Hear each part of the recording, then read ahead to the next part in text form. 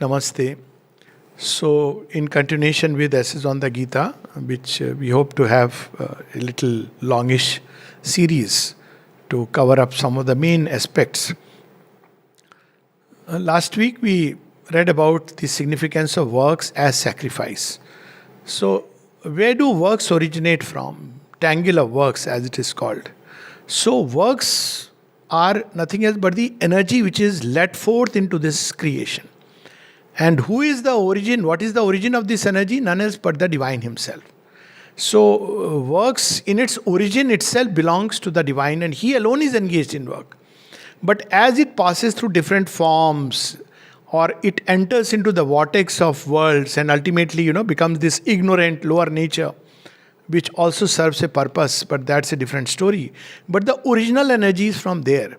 And that's why in the Gita we see that Shri Krishna reveals this aspect to Arjuna, that whatever you pick up, the preeminent thing in that, the seed of that is me.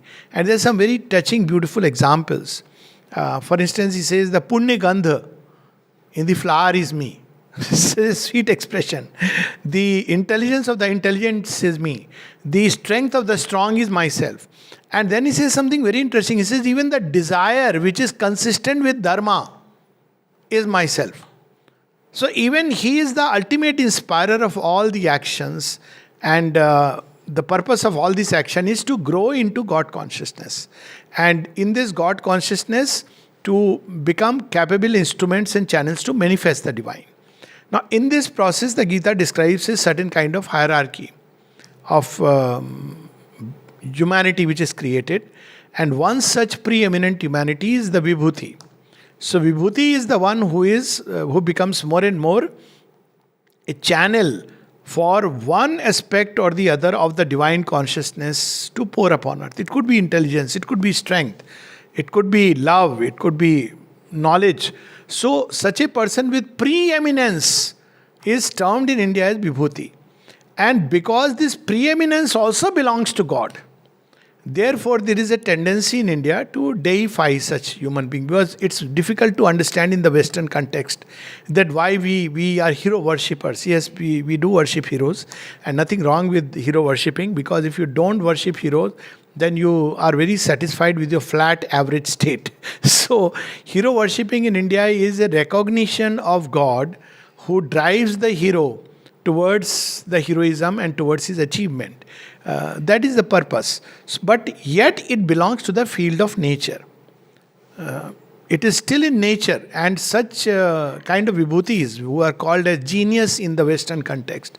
Sometimes nature, in trying to shoot itself beyond its limited boundaries, can even create what are known as abnormal or eccentric minds. So sometimes we'll see this kind of greatness associated with certain kind of eccentricities. Sri Aurobindo touches upon this.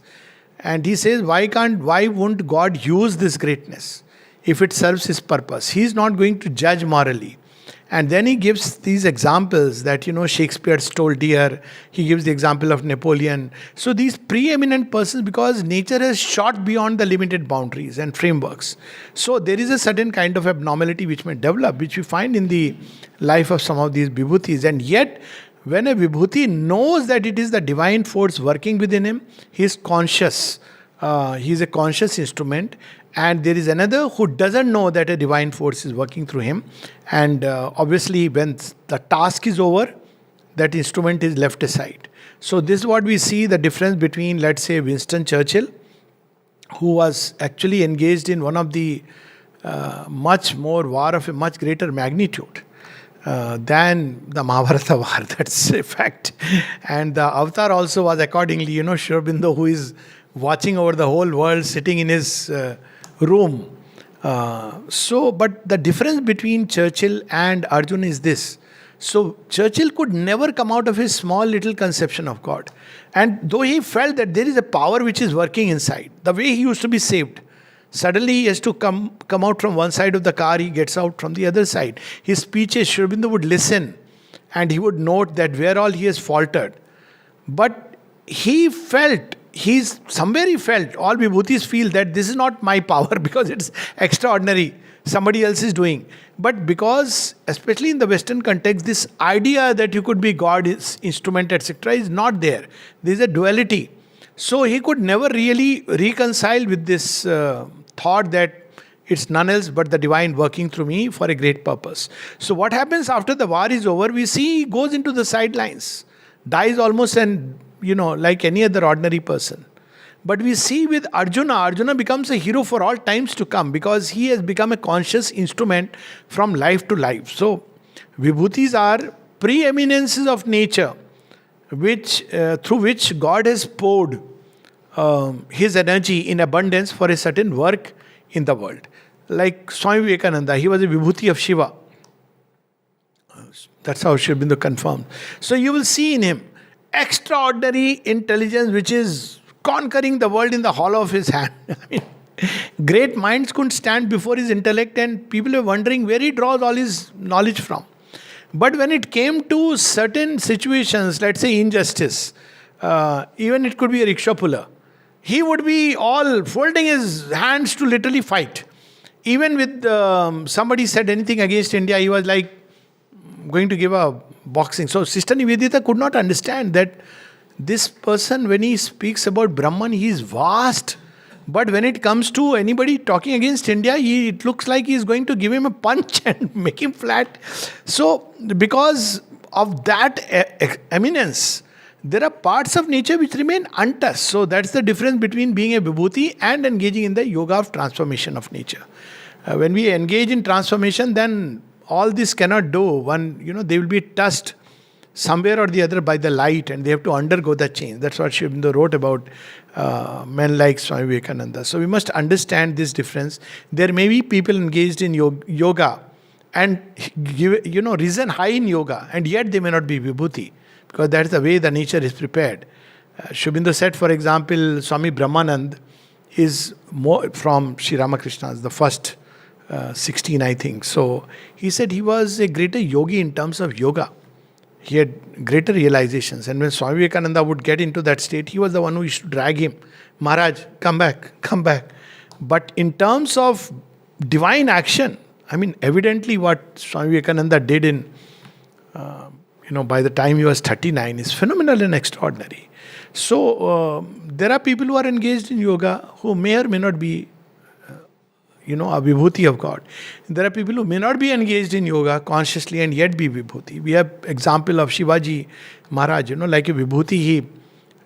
So this what Shri Krishna speaks about in terms of preeminence of humanity, and in everything the essence is God. He is the eternal seed of all things.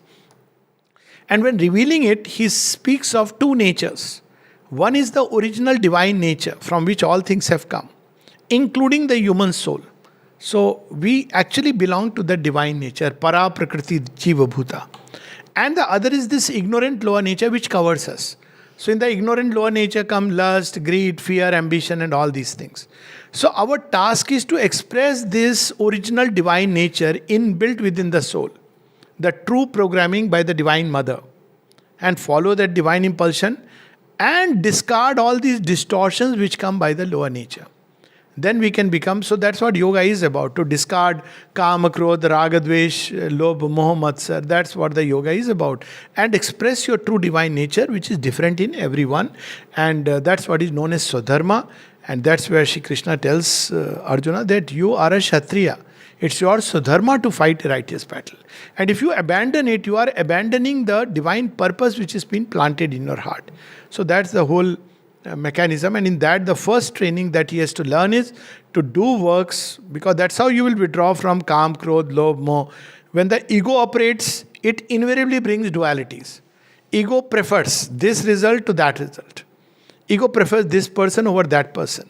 Ego prefers this condition over that condition. And hence it is always engaged in dualities of good and bad, likes and dislikes. So we have to first cut this knot of the ego. Because if we don't cut it, divine will still work through us. He works through the whole creation.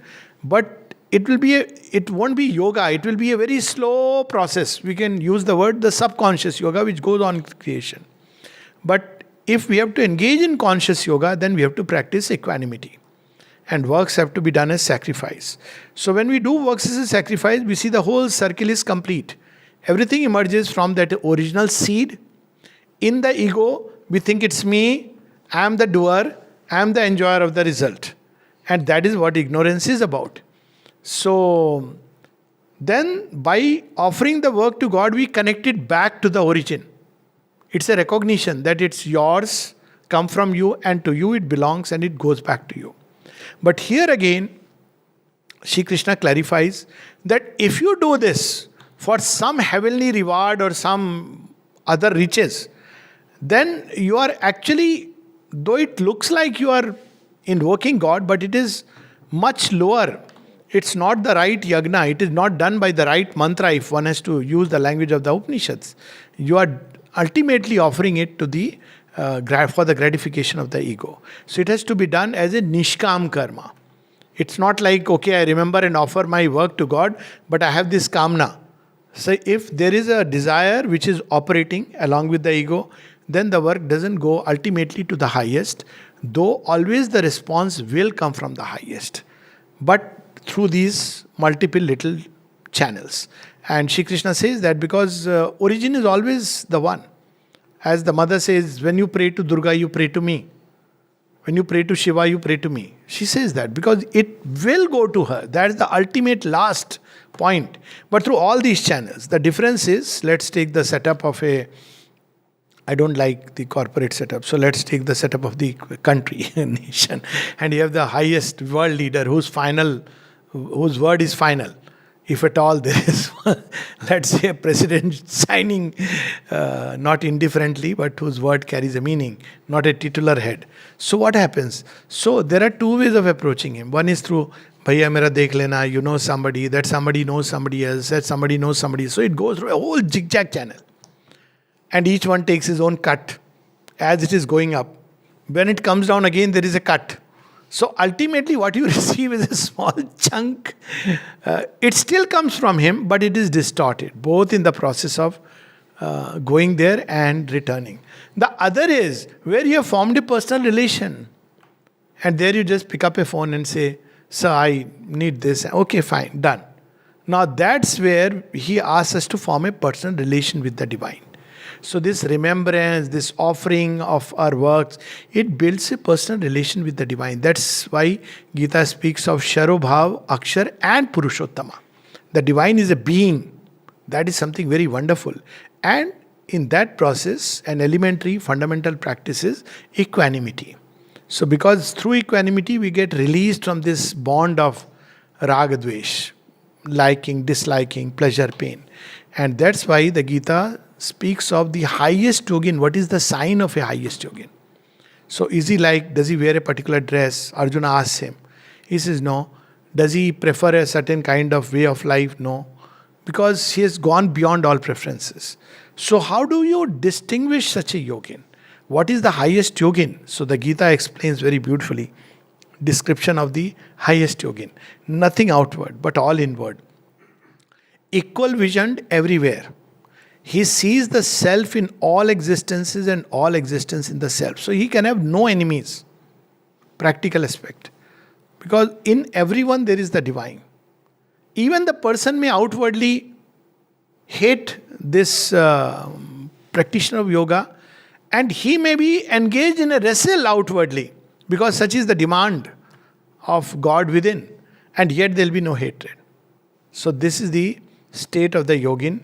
He who sees me everywhere and all and each in me is never lost to me nor I to him. He who has reached oneness and loves me in all beings, that yogin, howsoever he lives and acts, is living and acting in me. So we focus too much on the outer action. How my outer life should be, what should be my outer actions. This is the way the typical Western mind understands. As we were reading the other day, it judges people by behavior. Now thankfully that is changing. But in Indian thought, it is the motive. It is the intent which is important. So if one is sthit in the divine, then action becomes not important because it's flowing from the divine. And one is freed from that. And its living example is in Auroville. Some of us must have heard about the Irumbai legend. You heard about this Saint Irumbai. So he was a saint in that Irumbai village. Village is named after him. So one day in the local tribal king, there was a lady who was dancing, courtesan, and during the course of dance, her घुंघरू, क्या बोलते हैं English में? Anklet. Okay. Ringing anklet. So that broke. And he went like a child and put it back into her feet. And oh my God, they thought he's a yogi? He's a saint? Shh. They started shunning him. He said, okay, he went. And he started living upon a hill. But because there was a reaction from the cosmic forces at the insult of a saint, the place was, there was drought all over the land. And eventually the drought was so much that, people couldn't live anymore. And then the king realized his mistake. They all went to him and prayed to him that, please. He said, I am not angry with you, but this has happened as a natural consequence. And then he said that after, maybe a few hundred years, when people from all over the world will come and till this soil, then the curse will be gone and the place will become green again. So it is said that, Auroville, all the people from all over the world, and it was really an unfertile soil if you really look at it like that. So there is this outer action and there is the inner state. So Shri Krishna confirms that his inner state, which only the divine will know or your own sincerity will know. So here he says that he who has reached oneness and loves me in all beings, that yogin, howsoever he lives and acts, is living and acting in me. O Arjuna, he who sees equally everywhere as himself, whether it be happiness or suffering, I hold him to be the supreme yogin. So if happiness comes, he knows that it comes from God. He also knows that it is a passing thing. It's not like people try to hold to happiness. But he also knows that sorrow also will pass. And he keeps holding to the divine. So this is the practice of yoga. People often say, tell us something about the practice of yoga in Sri Aurobindo's context. This is the practice of yoga. And this has to go on all through. Because every day we will meet countless events. Simple event like, oh, you're looking very smart. To, suddenly you went to ashram, you sat and whatever time, 15, 20, you didn't realize and somebody say, Arey, aaj to bahut deep meditation mein the. And you respond to that. Or vice versa. Somebody makes a critical remark to you. So all these are the moments when yoga takes place in real time. What happens in meditation is a small aspect. It's a preparation for all these things. And he who is alert and vigilant, that's why Dhammapad says, who is a bhikkhu? He is vigilant and alert. What is this alertness? You make the progress where you don't lose a moment. That moment there is a quiver inside and oh God. And then you get back, reorient yourself. That is the yogin. Another person starts lamenting and after some time it will fade into the background. But one has lost that opportunity and opportunities will come plenty to those who seriously want to undertake the yoga. The enjoyments born of the touches of things are causes of sorrow. They have a beginning and an end. Therefore the sage, the man of awakened understanding, does not place his delight in these. Doesn't mean he shuns them. Again, he's not a sannyasi, he's a tyagi. If it is you present to him, he doesn't blur distinction. Sri Aurobindo says equality is not a blurring of distinction. He said, doesn't matter, give me karela and rasgulla, I'll mix and eat. That's not a sign of yogi. That is a sign of somebody who has corona taste buds have gone. I mean, possibly. The yogi knows the difference and the distinction. If he gets gulab jamun, he eats it with relish. If he doesn't get anything, just sukhi roti, he is happy with that. He doesn't say, oh my God, why the salt was less or why was it more. He takes it with joy.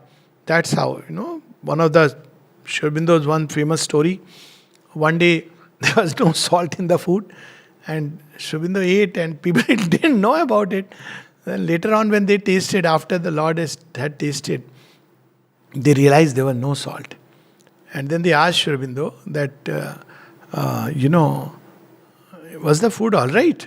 He said, yes. He said, but there was no salt in it. So it seems that he remarked, there is a taste of tastelessness. So, so what a kakadi. So there is a taste of tastelessness. And so that is the yogin. It's not like he is saying, no, no, mix everything. And it's not something to be shown to the world. No, no, he never touched sweets. That's not, they are all external things. That I will eat only fruits. Then you have a fetish for fruits. You are attached to your appearance of detachment. So any appearance, if one is attached to, one is not really in yoga. And then he says something. He is equal in soul to friend and enemy, and to neutral and indifferent, because he sees that these are transitory relations. Even by the pretensions of learning and purity and virtue and the claims to superiority which men base upon these things, he is not led away. Oh, what a knowledgeable person, you are a Pandit. So in ashram context, be careful. If somebody says you are a great intellectual, just be careful. He may be just trying to tell you you are a fool. You think you are somebody. So, because being an intellectual is not something superior in terms of yoga to start with. Being one with God is the only thing that matters. So that's how the Gita describes. And then he says something very interesting. There is a line in Savitri. And Sri Aurobindo says that person who realizes the self becomes either nature's freedman or God's slave. So the Gita speaks of this. This is from the Gita. So what is a freedman? Freedman is a slave who has been freed. Yet for everything he still depends on. He is not a slave anymore. So there is somebody who is freed from the clutch of nature through extensive self-discipline. Like a stoic or a sage. He no more responds to the touches of nature and is freed. Yet for everything it depends upon nature. But the other option is to become God's slave. So it doesn't depend upon nature anymore. The divine provides what he has to provide. So this is what Sri Aurobindo describes in essence of the Gita. The freedom of the Gita is that of the free man. The true freedom of birth into the higher nature. And he uses the word, to take an image from Roman institutions, the Stoic freedom is that of the freed man, who is still really a dependent on the power that once held him enslaved. His is a freedom allowed by nature because he has merited it. The freedom of the Gita is that of the free man.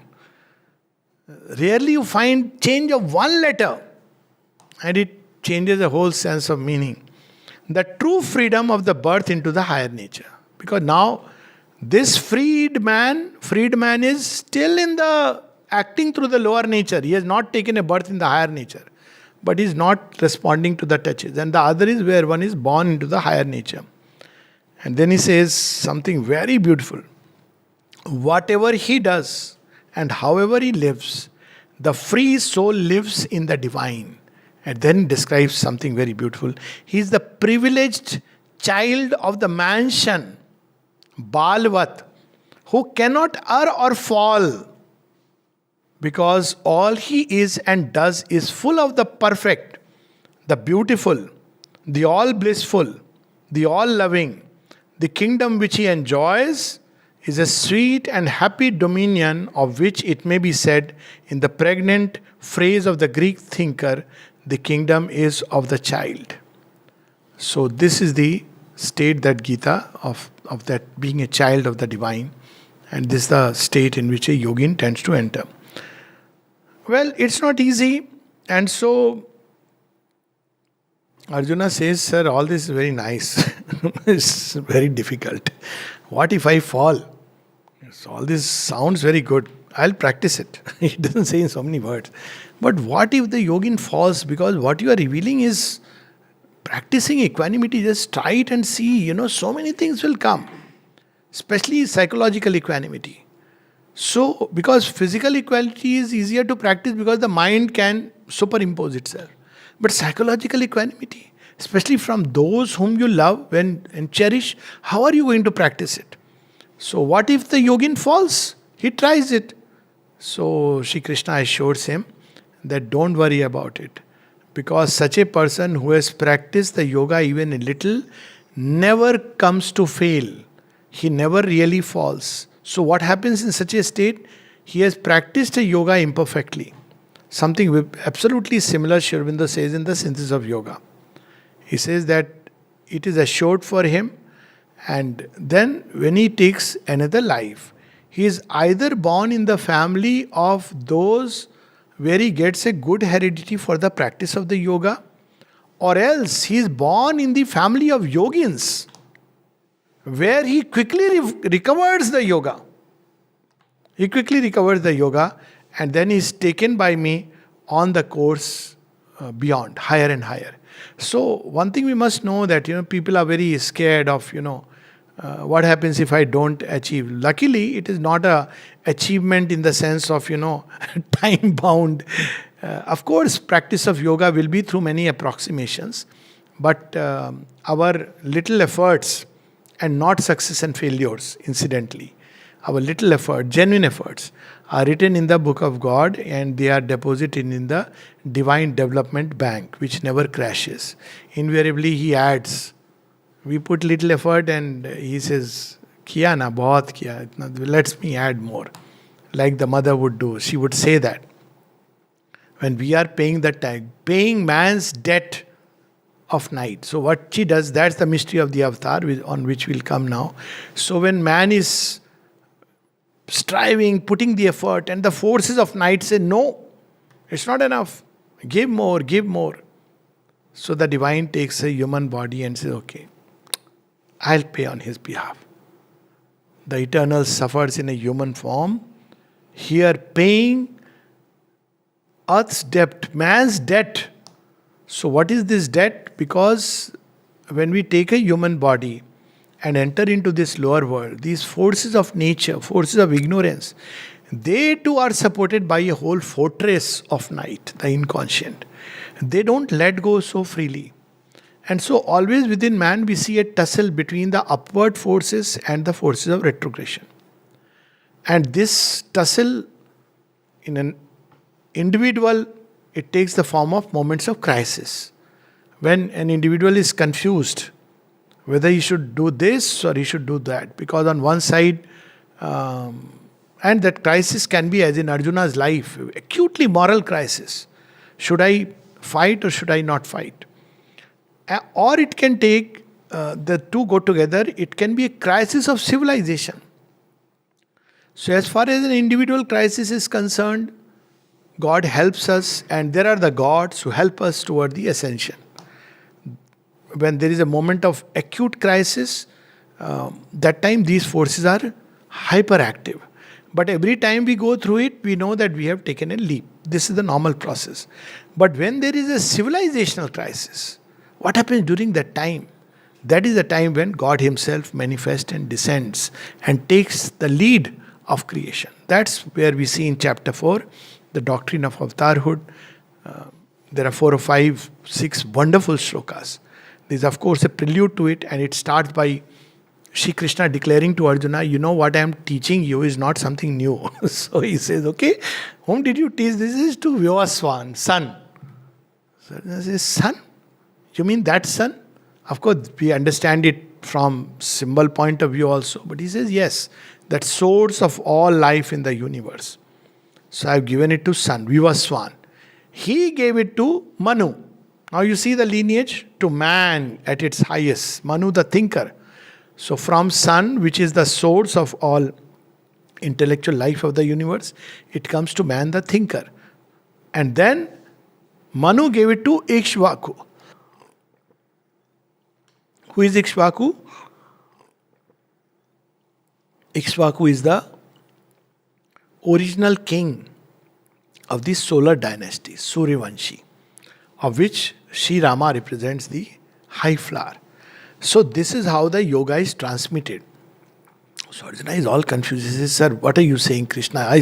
You are born, I know that. Maybe you are a few years elder to me. But now this is too much. You gave the yoga to sun, and the sun to Manu, and Manu to Ikshvaku, solar Suryavanshis. That's when Shri Krishna starts revealing that who I am. And he reveals one of the first mystery Gita reveals is about the mystery of God's birth in time. And this is a central doctrine of the Gita. It's also a very important doctrine in Sri Aurobindo's yoga. People who try to put it aside and say, no, no, it's all an impersonal, supramental force acting upon the body, they are missing this truth.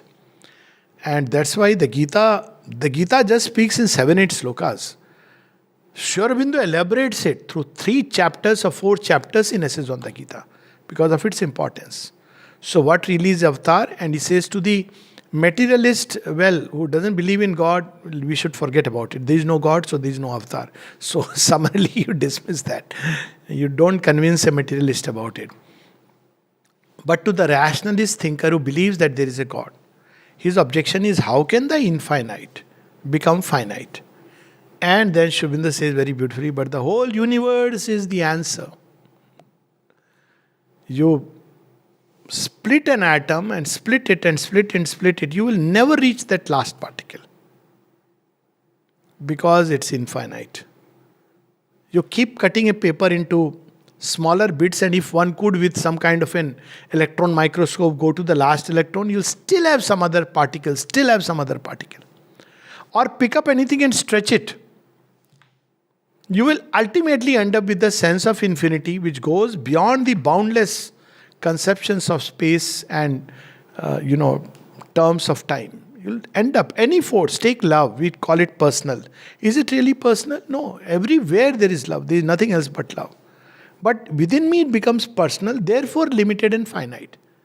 But is the love within me different from love here, there? No, there is only one love.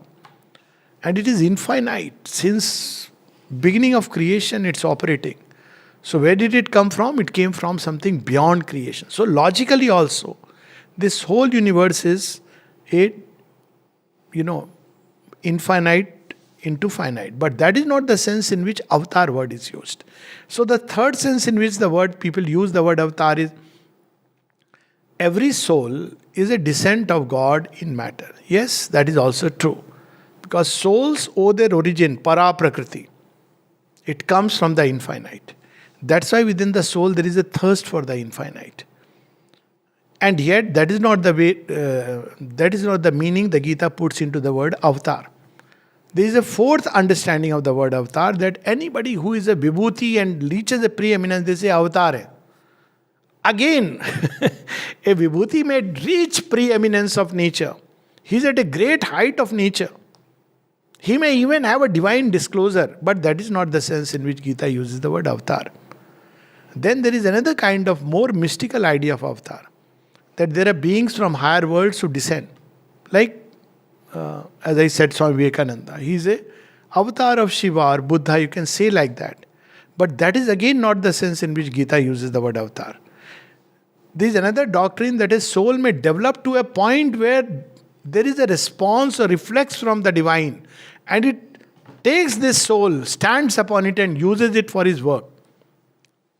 Even that is not the sense of the avatar. And there is another sense, still higher, which we see in the life of Chaitanya Mahaprabhu, where the soul dissolves in the divine. It loses itself individually, and the divine pours through this soul, and it becomes almost like a Anshavatar of, when Chaitanya Mahaprabhu, everybody knows as, his famous yatras and Hare Rama, Hare Krishna, which so beautiful. But Chaitanya Mahaprabhu's, how Shri Krishna could take hold of his being. There is this Jagai and Madhai who were, throwing stones at drunkards, throwing stones at all kinds of people, including his devotees. So once one of the devotees was badly injured. And when Chaitanya Mahaprabhu saw this, and Jagai Madhai, who were, goons, local goons, suddenly went into Krishna Bhav, and he took the Sudarshan Chakra, and they were completely perplexed. They felt that we can't stand in front of him. So then the devotee went to his feet, said, Lord, forgive. And then he came back to his normal bhav. So Sri Aurobindo confirms he used to get into states which can be called as a partial incarnation. But even this is not the sense in which the Gita is using the word avatar. So the word of the Gita is Prakartrim Swam Adhisthaya. So the difference is all these are normal births where you are surrounded by the ignorance of earth nature and you struggle upward and reach a point either of preeminence or partial union with the divine or a glimpse or a being of the higher world using you. But here the divine decides, the Lord, to throw himself into the nature. But how he will come? On his own nature. So the difference is Yog Maya, which covers us, is his Yog Maya. So it is covered all of us, and so we don't know the Lord. But the Lord says, I want to take a birth. So she prepares for the divine advent. You see, that is the meaning in the Bhagavad, that before Shri Krishna's coming, Yog Maya comes.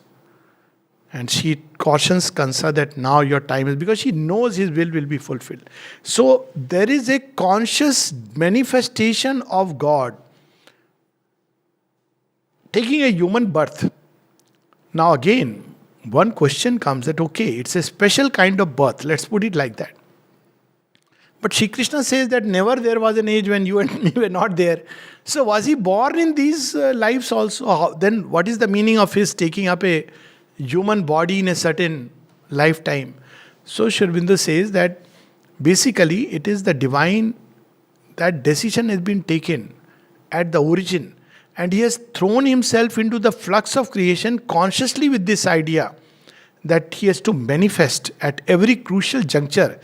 And so he, through that, as the soul, prepares the mind and life and the body, till that point is reached where the full manifestation of the avatar can take place. In other life, he comes as vibhutis. And typically we see in Sri Aurobindo's answer to this, when Nagin Doshi asked him, I believe you and mother are avatars in this life. Yes. What were you doing in other lives? We were there as vibhutis. They were not ordinary life. If you see all the lives of mother and Sri Aurobindo, you see, and so much so that even the body carried the impression. It's something very, it passes very casually, but is there anybody whose body will carry the impress? Mother at Joan of Arc, the body had that experience of the fire. Or Sri Aurobindo as Danton, that neck where, the guillotine had fallen. So he describes that, he said as vibhutis. So he says, what were you doing as vibhutis in previous lives? What a disciple, huh? What? The master. He says, carrying on the evolution. What does it mean? For that, I have to write the entire spiritual history of the world. Now you see, the avatar lets himself forth. So even though it is in the lineage, you see, Rama, Krishna, Sri Aurobindo. But it's not that Sri Aurobindo was Rama, then he became Krishna. No. It's, let's say that countless souls have entered into the universe, but there are special manifestations of the divine who will be the avatars and they are thrown into creation. They enter into creation consciously and go through that whole cycle. And then he says, because he enters, uses the Yog Maya to create for him a human vessel. So though there is always the divine of whom one is conscious, yet he assumes the human birth. So there will be the human phenomena and the human defects. Defects or whatever, human aspects. So he says this is again very difficult for people to understand because they think the avatar must do supernormal things. He says if avatar comes to do supernormal things, then his life has no meaning for the people for whom he has come. He comes precisely to show how being human, we can cross the barrier and ascend to the next level. Higher nature. That's what he comes to show. If he does miraculous supernatural power, then his life will have no meaning. That's what we see Niruddha asking him that, sir, you are a Sri Aurobindo, you can do all this. Where are we? And Sri Aurobindo says, you are making my life an absurdity. Because if I am a freak, then my life has no meaning to others if others can't do and become what I have done and become. My life is here to show that it can be done. That's why I have come like this. And then he describes that though the avatar is conscious of the divinity within, but it's a progressive divine manifestation that takes place. So we see that he throws into the flux of creation, and every time at crucial juncture he is there.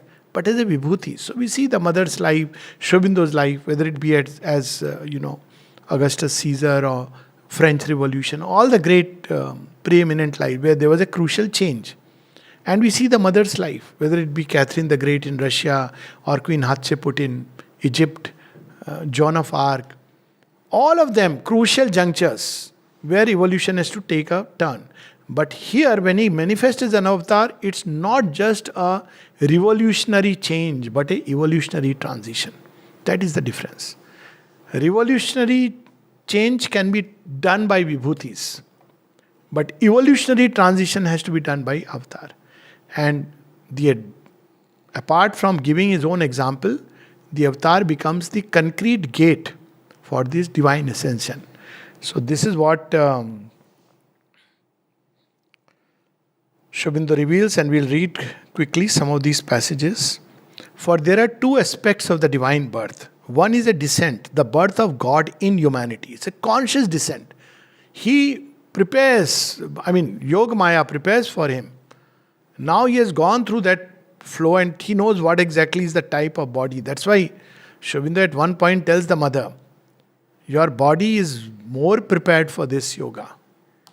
Even as a child, when she would try to exceed the limits of the body, that 15 feet jump across. But once she does it with the same body, nature says, possible. You see, this is the whole thing. You break a barrier and nature accepts it. That's how the avatar works. You see, if you go back to the records in Olympics, you'll see something very interesting. Or cricket or anything. What was a record earlier pales into insignificance. Once you break a barrier, so avatar comes, breaks that critical barrier. He prepares the mind and body. Yoga Maya prepares. It is human, but because there is the divine pressure from within, it knows that that barrier has to be broken. But it is the same human body made of the same elements. And when the avatar does that, so nature says, I can do it. Of course, Mother did many more things which we'll talk about later, that integrating the supramental substance. But the moment that happens, it becomes easy for nature to follow. You wait for that leader to take that leap. That's the story of Hanuman. He takes the leap and it gives the confidence to all the monkeys. Okay, we are like him. Maybe we can cross the ocean. Whatever way. And then we can fight. Look here, he has gone and come back. Not only come back, he has burnt the entire Lanka. Okay, Jai Shri Ram. And they go. Why? Because they see one of their kind go through it. And that's what the avatar comes to show. So the birth of God in humanity, the Godhead manifesting itself in the human form and nature. The eternal avatar. The other is an ascent, the birth of man into the Godhead. Man rising into the divine nature and consciousness. Mad bhavam madgata. It is the being born anew in a second birth of the soul. So while we can inside connect with the divine and the infinite, yogis have done that. Even dissolve and become the channel. But the avatar stands at the gateway of the leap and the new evolution. That's what he has come to effectuate. So that's what Sri Aurobindo reveals to us. It is that new birth which avatarhood and the upholding of the dharma are intended to serve. This double aspect in the Gita's doctrine of avatarhood is apt to be missed by the cursory reader, satisfied with catching a superficial view of its profound teachings. So, and then he says, yet it is necessary, otherwise the avatar idea would be only a dogma, a popular superstition, or an imaginative or mystic deification of historical or legendary supermen, not what the Gita makes all its teaching as the Rahasyam Uttamam. If there were not this rising of man into the Godhead to be helped by the descent of Godhead into humanity, avatarhood for the sake of the dharma would be an otiose phenomenon. Since mere right, mere justice, or standards of virtue can always be upheld by the divine omnipotence through its ordinary means. So it doesn't have to take a human body. Mother says that every time the avatar takes a human body, it is to transform this material body. And that's why if you see the human body, its own journey, that's why every avatar brings a new body. That's something very fascinating. It makes the human body capable of something which it was not. The very brain, the body cells, they begin to change because of the divine assuming a human body. And so, what it means is the avatar comes as the manifestation of the divine nature in the human nature, the apocalypse of its Christhood, Krishnahood, Buddhahood, in order that the human nature may, by molding its principle, thought, feeling, action, being on the lines of that Christhood, Krishnahood, Buddhahood, transfigure itself into the divine. So he comes to give us the law by which the human in us can be transmuted into the divine. And that law, that path is the path of yoga. Each avatar gives his own. For instance, Christ, to rise into Christhood, he gave a path. And if we follow that, we can rise into this higher nature. Buddha, he gave a path by which we can enter into this higher nature and ascend there. Shri Krishna, he gave a path and a law by which we can ascend into the true Krishnahood. And Sri Aurobindo gave a law and a path by which we can attain to this evolution next. So each avatar comes and gives us this law. The law, the dharma which the avatar establishes is given for that purpose chiefly. The Christ, Krishna, Buddha stands in its center as the gate. He makes through himself the way men shall follow. So that's why the need for turning to the embodied avatar, which is so important. Sri Aurobindo repeatedly says that the embodied divine mother. So people often say, but mother is everywhere in everything. It's true. So why the embodied? Because as the universal mother, she takes care of everyone and everything. As the transcendent, she is the supreme mother whom yogis through the ages have worshipped, and she has granted them liberation. But when she has to do a special work, the same divine mother manifests sometimes as Savitri, as Sita, as Draupadi, and this time as the one whom we know as the mother of Sri Aurobindo Ashram. Why? Because now another kind of work has to be done in matter and a new law given. So she stands at the gate. But World Mother, yes, one can contact, even without contacting. Who else is giving all the creatures whatever they need but herself? That is why each incarnation holds before men his own example and declares of himself that he is the way and the gate. See, Sri Krishna also says, Sarva dharman parityajya mamekam sharanam vraja aham tva sarva papebhyo mokshishyami masucha. Christ also says, I am the gate and I am the way. Buddha also says, Sangham Saranam Gacchami, Dharmam Saranam Gacchami, Buddham Saranam Gacchami. Of course, people interpret it as Buddhahood. But yes, we may use the word Buddhahood if we like. But it means that he stands there. Follow that which he has declared as the next step. He declares too the oneness of his humanity with the divine being, declares that the Son of Man and the Father above are one. That Krishna in the human body and the Supreme Lord and friend of all creatures are but two revelations of the same divine Purushottama. So the works, Sri Krishna describes in the Gita, Yada yada hi dharmasya glani bhavati bharata, abhyutthanam dharmasya tadatman srijameham. Srijameham, look at it, And then he says, why he comes? Paritranaya sadhunam, vinashaya cha duskritam. Dharma sansthapanathaye sambhavami yuge yuge. So looks like to a cursory view, he just comes to, when there are a lot of evil people, so he comes to destroy them. And all those who are good guys who were suffering at the hands of Kansa, he suddenly gives them tax rebate and makes the taxation free. No Kansa now. You can, enjoy life and follow the path of whatever ancient way of life which was good and beautiful.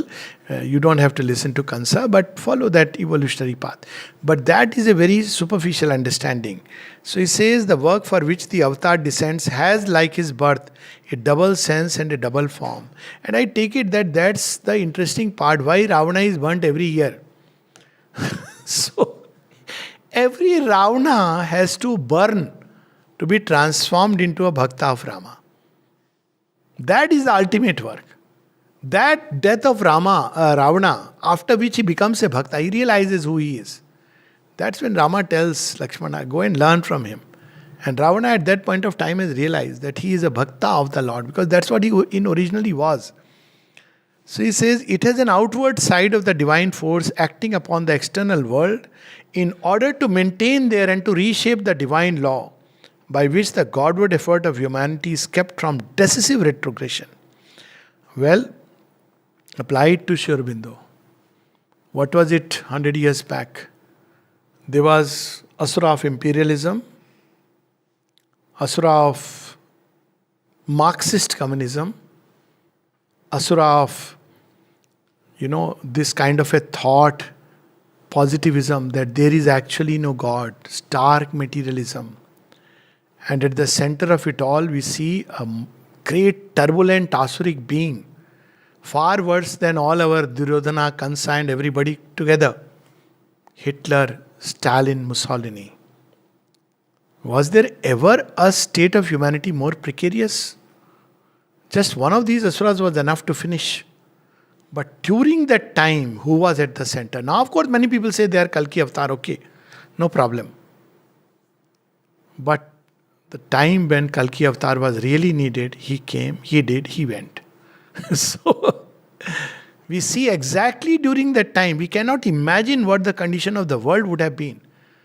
Abhi thoda sa corona flu and we are all, with that 2.5% mortality. Oh, so what is God doing? Spanish flu, which took away a large, I don't remember the number, I think 15-20% had just wiped off. And the rest, there was the First World War and then the Second World War. And look at the degradation of life that took place. Everything was snatched. But who was drinking that poison that time? Imperialism, India, falling completely. The one nation which could have given the right law believed that no, we are no good. Till now we believe it. So if you write an article and not only article, when there is a talk and somebody, comes with a Gora. Okay, I don't want to sound racist. I have seen this, so strange.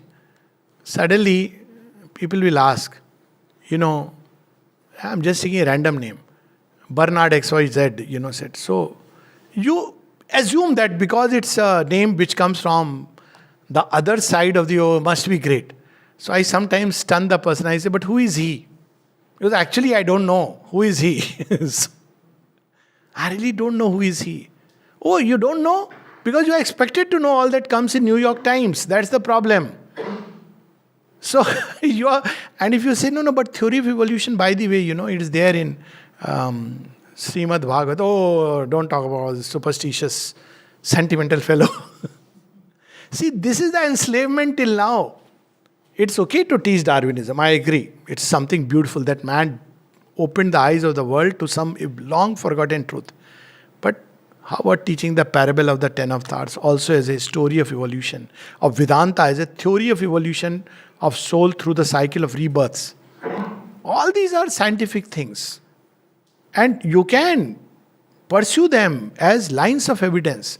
But till date, we have not shaken off the slavery. This was the state in which Sri Aurobindo comes. And what did he remind us? Recover the Aryan thought, the Aryan life, the Aryan dharma, the Aryan discipline. Not just through books, but in your life and practice. He reminded us to the world. What is the message he gave? The world is divine, marching towards its own luminous future, towards its own realization.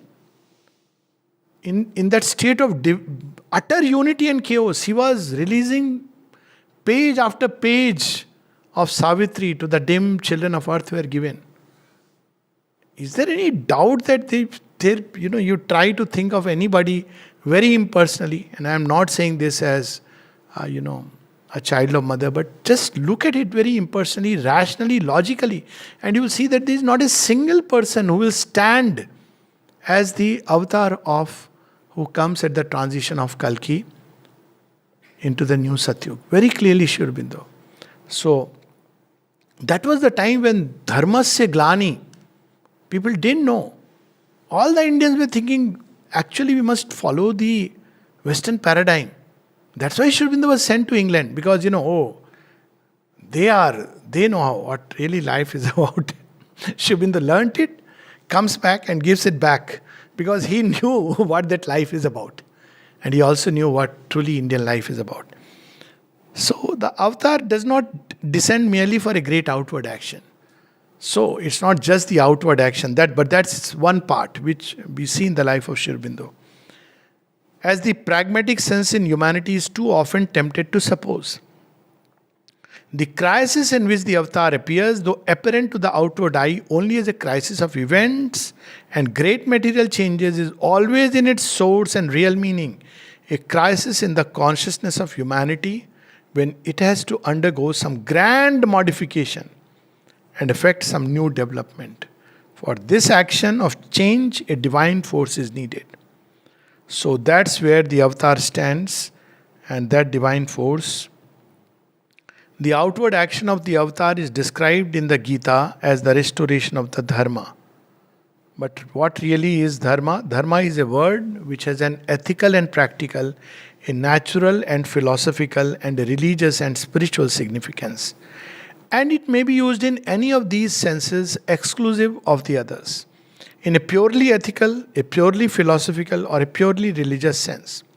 Ethically, it means the law of righteousness, the moral rule of conduct, or in a still more outward and practical significance, social and political justice. But dharma is both that which we hold to and that which holds together our inner and outer activities. In its primary sense, it means a fundamental law of our nature which secretly conditions all our activities. So that's what is the dharma. Each man has his own dharma. Each creature has its own dharma. Each yug has its own dharma. Each stage has its own dharma. So in Indian thought, each nation has its own dharma. So dharma was not a role of code of conduct. Follow it everywhere. And in this sense, each being, each type, species, individual, group has its own dharma. Secondly, there is the divine nature which has to develop and manifest in us. And in this sense, dharma is the law of the inner workings by which that grows in our being. So what is dharma? All that leads to the divine unfolding in us. As simple as that. What is the dharma? All that blocks and obstructs. It could be our own relatives. It doesn't matter. Thirdly, there is the law by which we govern our outgoing thought and action and our relations with each other so as to help best both our own growth and that of the human race towards the divine ideal. So once he reveals to us that this is what is meant by the dharma and adharma, in the end, Sri Krishna reveals who really benefits from the coming of the divine and the avatar. Who really benefits or takes, who grows with faith into this divine nature. This is the most important aspect. He says, who has faith in the divine descent in humanity and becoming full of him, mad bhava madgata, takes complete refuge in him. Now it may sound very strange because individualistic, egocentric mind cannot accept that I have to take refuge in another person who looks like a human being like us. And my answer for that is very simple. All the time we are surrendering and taking refuge in countless human beings who are not only look like us, but are worse than us. Which includes the politicians, which includes teachers, everybody. But when it comes to divine, there is this stubborn resistance. I won't take refuge in such a person. And Shri Krishna declares very clearly the inner fruit of the divine coming comes to those who, by faith, they realize that this is the divine descent in humanity. They take refuge in him and grow full of him. So, we'll read this passage again next time. But the mother says something very interesting. She says in Gita, there in the Bible, there is the idea of the original sin. And it is redeemed by the advent of Christ. And, if you have faith that Christ has redeemed mankind, it is redeemed. She says the truth within it is this, that there are those, she says there will be three kinds of humanity. following Sri Aurobindo's coming. One is which will stubbornly refuse, resist, and that humanity is foredoomed. It will collapse back. It doesn't. It resists the onward march of mankind. There is another which is more animal life, like it will get back into the animal state. There is a third kind of humanity which wants something higher, but not yet ready for the great leap. And it will ascend into a higher kind of humanity, more illumined humanity, a better humanity, more harmonious humanity. But there are those who don't know about all about supramental and they have not read anything, but they have faith in the divine birth in matter. She uses the word of the divine sacrifice in matter. Why it is there? Preparation in previous life, we don't know. We may call them ignorant people, but they just have faith that she is the divine and she has taken a human form. And she says that to give you courage, those who are born in this corrupted part of humanity, just by faith you are redeemed. Just you have the faith that the divine took a human body, and that's enough. Because that's why the avatar comes, to make it very easy for us. Otherwise, you have to go through all that big process. But by taking a human body, he becomes the gate and he becomes the way. And if we turn to the avatar, embodied avatar, knowing that it is none else but the divine who has taken a human body, then all that is surrendered to him automatically comes in contact with the Supreme, and what the avatar is meant to effectuate is effectuated in those who are endowed with faith. Last one little anecdote of mother's conversation with Satprem, when he's seeing that it is such a difficult thing. Mother is describing, and then she goes through all the pain and all the difficulties of the journey. At one point, he says, Mother, this is so difficult. How are we supposed to do it? And then the mother's reply is, we may use the word shocking, but not so shocking, very natural. She says, but who is asking you to do it? And then she says, don't you know, Sri Aurobindo kept telling you that turn to me. And then she says, because this body has been prepared for this work. That's why I'm doing it. This body has been prepared. Look at the same thing, the avatar preparing the body. This body has been prepared for this work, but whatever is done in this body automatically can go into others if they open and surrender. That's the whole process. Sri Aurobindo says the same thing, that my body is also made up of some matter, and whatever happens here can get translated into others.